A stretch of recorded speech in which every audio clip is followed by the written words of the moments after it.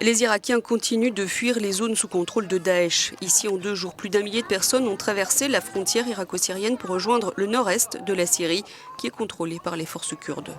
La zone est considérée en général comme stable et sûre. Fatima Ibrahim Khalaf raconte l'enfer qu'elle a réussi à fuir avec ses enfants. Nous étions fatigués des tirs et de Daesh. Si les djihadistes voyaient une voiture qui transportait des cigarettes, ils la confisquaient. S'ils voyaient une voiture transportant des gens, ils la confisquaient aussi. Ils ont pris l'argent du gouvernement, l'argent du peuple aussi. Les gens étaient affamés, il n'y avait aucune aide. Depuis la frontière, ces rescapés de Daesh se rendent ensuite dans le camp de réfugiés d'Al-Hol où s'entassent déjà des milliers de réfugiés irakiens. L'un d'entre eux raconte la difficulté de parvenir jusqu'ici avec des enfants en bas âge. C'était un voyage dur, une torture. Nous avons dû marcher sur de longues distances et nous n'avions pas d'argent pour payer les passeurs pour nous guider jusqu'ici. Nous avons souffert pour atteindre ce camp. La plupart de ces réfugiés viennent de Tal Afar, dans le district ouest de Mossoul, qui est toujours sous l'emprise de Daesh.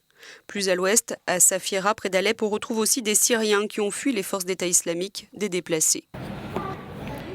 Helam Saleh en fait partie. Elle vit dans cette maison avec des proches depuis 2 semaines. Elle fabrique des éponges et des gants en loufa qu'elle vend une dizaine de centimes la pièce.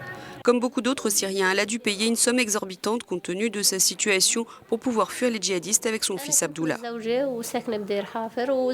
J'étais mariée, je vivais à Deir Hafer. Mon mari a rejoint Daesh, alors j'ai décidé de le fuir. Chez nous, les femmes sont très mal vues et sont obligées de couvrir leur visage.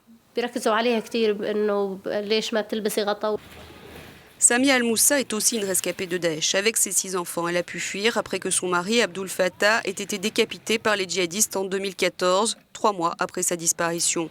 Il était directeur d'une école à Cher Hamad. Samia et son beau-frère témoignent de son assassinat.